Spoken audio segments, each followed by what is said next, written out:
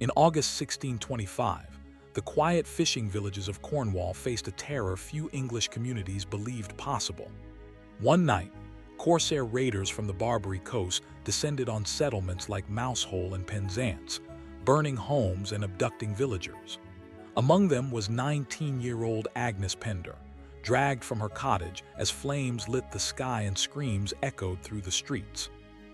Bound with other women and children, she was forced onto a ship that carried more than 60 captives across the sea toward North Africa. The voyage lasted weeks in brutal conditions. Captives were packed into cramped holds with little water, minimal food, and no sanitation. Disease spread quickly, and several prisoners died before landfall. When the African coast appeared, the survivors were weak, dehydrated, and terrified. They were brought to markets where buyers inspected them as property, separating families and assigning prices based on age, health, and perceived usefulness. These raids were part of a larger system operated by Barbary Corsairs, privateers based in North African ports such as Sale, Algiers, Tunis, and Tripoli. Although loosely connected to the Ottoman Empire, many Corsair states functioned independently, sustaining economies built on maritime raiding and slave trading. By the early 17th century, tens of thousands of Christian captives were held in Barbary cities, and European coastal communities remained vulnerable to sudden attacks. Cornwall's fishing villages were particularly exposed. Lacking fortifications or military protection, they became easy targets. Historical records suggest that more than 400 inhabitants were taken during the 1625 raids alone, many of them women and children. Official reports at the time understated these numbers, partly to avoid public panic and partly to conceal the government's inability to protect coastal populations. Among the raiders was Murat Reis, a former Dutch privateer who converted to Islam and commanded Corsair fleets operating from Morocco. Under his leadership and others like him, Barbary Corsairs conducted raids not only in the Mediterranean but across the Atlantic, reaching Ireland, Iceland, and even Newfoundland. Their operations demonstrated the vulnerability of European coasts and challenged assumptions about maritime security. Once in North Africa, captives entered a structured system of slavery. Young women were often purchased for domestic service in wealthy households, where labor extended from dawn until late night. Children were frequently separated from parents and raised within new cultural and religious environments, sometimes losing memory of their origins. Skilled laborers might be sold to workshops, shipyards, or agricultural estates. Ransom offered the only realistic path to freedom for many captives, but the system favored slaveholders. Prices were set far beyond what ordinary families could afford, and negotiations often required intermediaries such as religious orders or diplomats. While organizations including the Trinitarians and Franciscan friars worked to free prisoners, their successes represented only a small fraction of those taken. For families left behind, the impact was devastating. Husbands returned from sea to find homes destroyed and relatives missing. Communities struggled with grief, financial hardship, and uncertainty. Letters occasionally reached England describing captivity, but rescue remained rare. Over time, many abducted individuals disappeared from historical records entirely. Captivity reshaped identities.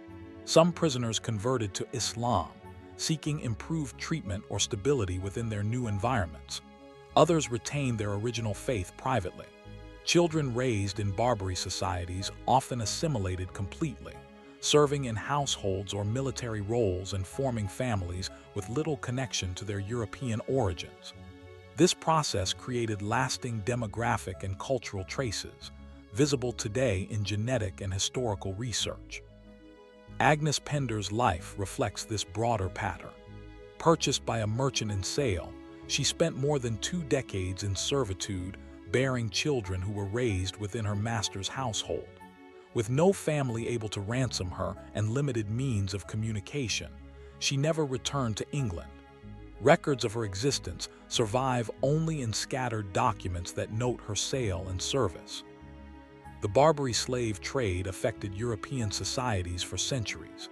Estimates suggest that between 1500 and 1800, over 1 million Europeans were captured by Corsair raids or maritime seizure. England accounted for a smaller portion of this total, but the impact on vulnerable coastal communities was profound. Fear of raids shaped local memory, settlement patterns, and maritime policy long after the events themselves. Government responses evolved slowly. Coastal defenses were strengthened, and naval patrols increased, but large-scale rescue operations remained limited.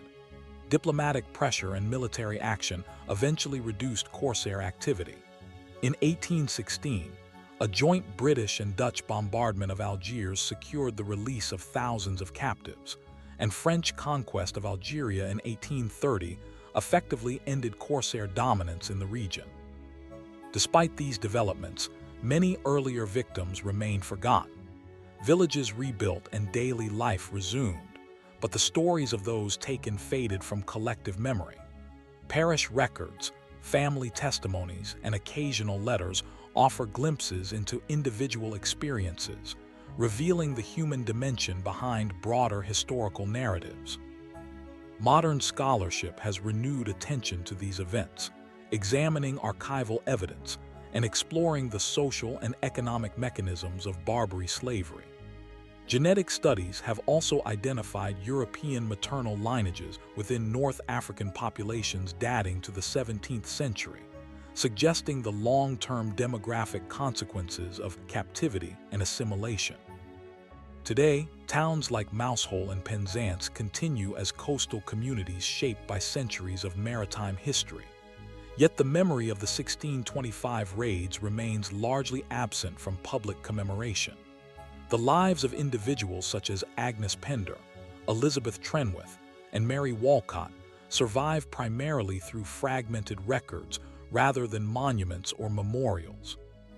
Their experiences illustrate the vulnerability of ordinary people within global systems of conflict, commerce, and slavery. The Barbary raids were not isolated acts of piracy, but part of a complex network linking warfare, trade, and human exploitation across continents. Understanding this history provides a more complete view of early modern maritime worlds and the interconnected realities of captivity and cultural exchange. The story of Cornwall's abducted villagers ultimately reflects both loss and endurance. Communities rebuilt, families sought answers, and historians continue to uncover forgotten narratives. While many captives never returned home, their lives form an essential part of shared human history, one that challenges simplified narratives of power, victimhood, and maritime dominance.